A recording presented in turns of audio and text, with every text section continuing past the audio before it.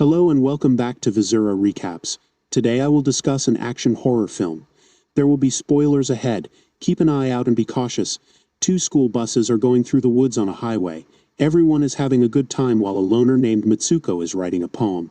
Her friends advise her to put down the notebook for a while and explore the world around her. When a gust of wind attacks the school buses and slices through them, bisecting everyone else on board, Mitsuko reaches down to pick up her pen. When Mitsuko glances up, the bus has no roof, and her friends' upper halves are vanished. Moments later, a second burst of wind strikes, but Mitsuko ducks just in time to avoid being slain like her comrades. When the bus comes to a stop, she hops off and sprints along the roadway between the upper halves of the deceased. Four girls are strolling in front of her.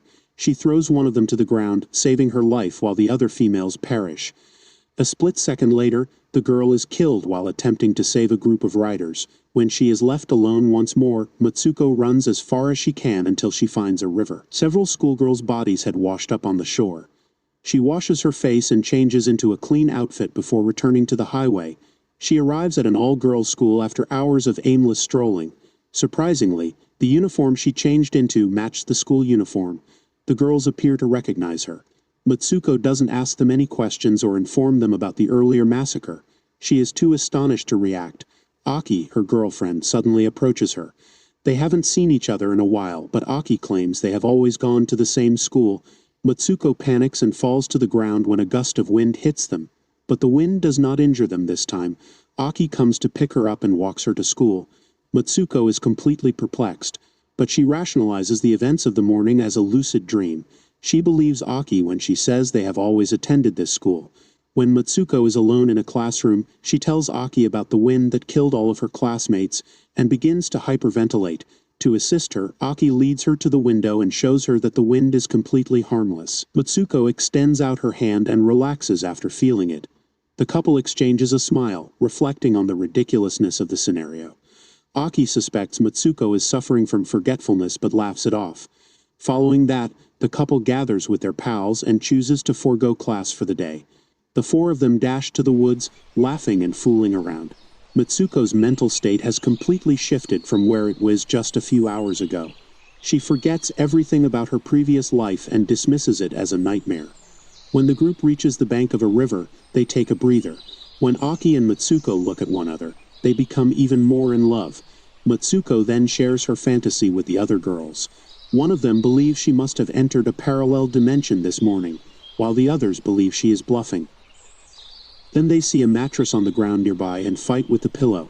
As the feathers fly around, the girls exchange admiring glances. Mitsuko finds a lesbian pair standing close and smiles as she observes them. They must have owned the mattress and pillows, but they go before Mitsuko can question. A girl remarks that if they want to change their world, they must do something unexpected and out of the norm. She then flashes her underpants to the girls, who giggle.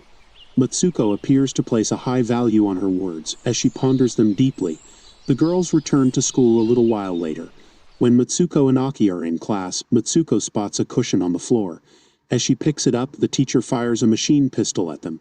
Except for Mitsuko, everyone is murdered in the incident, including Aki. The teacher claims that this is their punishment for missing classes. She is about to murder Mitsuko as well, but two of her other friends rush to her aid and assist her in escaping. They are also slain in the process, but the girl from before advises Mitsuko to go wild if the circumstance demands it. Mitsuko and the surviving girls flee to school while the teachers continue to fire at them. The majority of them perish, but 5 of the girls survive. The others are suddenly killed by a devastating gust of wind, leaving Mitsuko alone once more. Before dying, the girls tell Mitsuko that everything is now up to her. Mitsuko flees for several minutes while being pursued by the wind before arriving in a town with people. A crowd is walking down the street, but she pushes them aside and keeps sprinting. She only comes to a halt when she arrives at a police station and meets a female cop. The officer initially believes Mitsuko is insane since she refuses to speak and only gestures in one direction. But then the cop calls her Keiko. When Mitsuko looks in the mirror, she is astounded to realize that she has transformed into someone completely different. The cop turns out to be Kiko's friend Tomoko, who is delighted about Kiko's wedding in a few hours.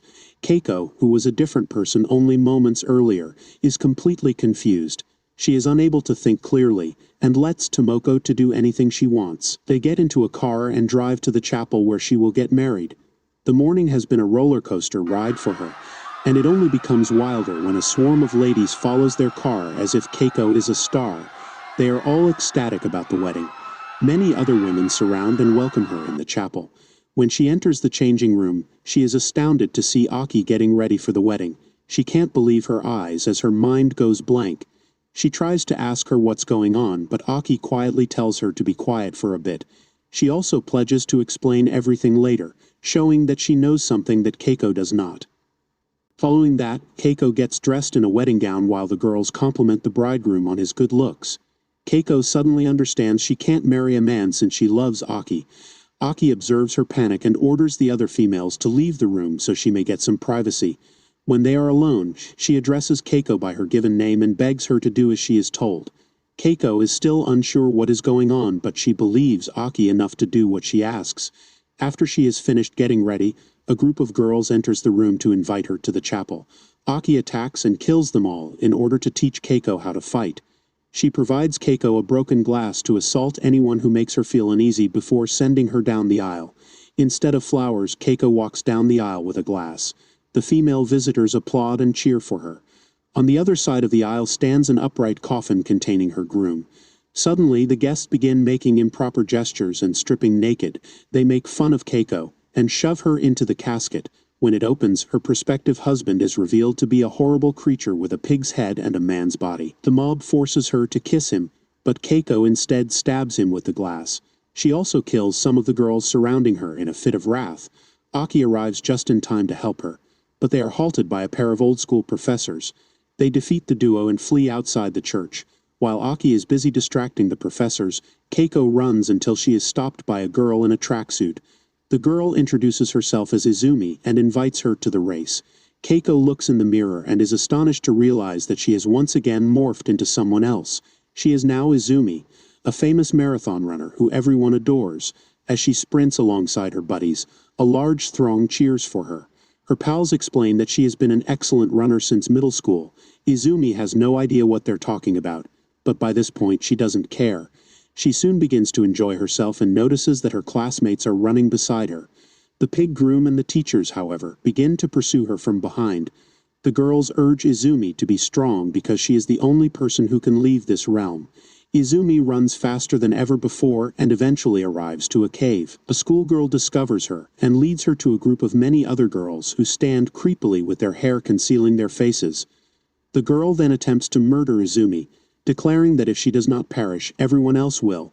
Just in time, Aki arrives to save her girlfriend. She then requests that Izumi say the words, "I am Matsuko" again. When Izumi follows the instructions, she reverts to her former shape as Matsuko. As the final stage to escaping this realm, Matsuko must tug on two ropes that emerge from Aki's wrist and cut her in half. She doesn't want to hurt the person she cares about the most, but Aki compels her to. As a result, she is cut in half, and Matsuko is thrust into the actual world. She ends up in a restaurant with the film's first male characters. As she walks deeper in, she notices a group of perverted males staring at a poster of her, Izumi, and Keiko. It turns out she's in a filthy metropolis called Men's World, where only males play tag, a brutal 3D survival video game. Matsuko, Izumi, and Keiko are the only controllable characters in the game, and they are all her. Matsuko is recognized by a man who informs her that she is in the future. Matsuko falls asleep and awakens in a cave-like setting where all of the game's characters are displayed like mannequins. She comes upon an old man playing a game on his TV while strolling about. He informs her that she is 150 years in the future. He admired her when she was in high school a long time ago. He grabbed her and her friend's DNA after she died and used it to create clones for his 3D game for men's amusement. A younger version of the old man appears and strips naked, inviting her to sleep with him. The old man reveals that the game's last step is the fulfillment of his innermost desire, intimacy with her. The man is ready to touch her when she recalls her friend's request that she do something unusual to break free from the illusion she is under. Matsuko follows the instruction and tackles the man, yelling at him to stop treating women like toys. She shreds one of the pillows, turning the white feathers scarlet with rage. Finally, she grabs the old man's cane and commits the unimaginable, much to his surprise, as her death was never a part of the game. Matsuko awakens alone in a meadow of white snow in the final scene. She realizes it's all done now, which means she'll never have to be stuck in the game again. Although the film appears strange and nonsensical at times, it is a metaphor for Matsuko's homosexuality and the difficulties she confronts as a woman in Japan. Each of the three different females illustrates a female dealing with distinct yet interconnected issues. Matsuko is a high school girl who has feelings for another girl. The moment in which they see the mattress in the midst of the woods symbolizes how society abandons LGBT women. Keiko, likewise, is a lady who is compelled to marry a man she does not love. As a result, she regards him as a repulsive swine who only wants one thing from her. Then there's Izumi, a talented and determined young lady. However, she is fleeing the pig, implying that some form of male presence is impeding her achievement. Finally, the old man making the girls' characters in his game clearly portrays how men dominate society by taking advantage of women and their difficulties. Matsuko is only released from her shackles when she dies. That was the end of the video. I hope you enjoyed it. Subscribe for more material like this, and please press the like button to assist us. Also, if you want us to recap your favorite movie, leave a comment. Take care until the next time.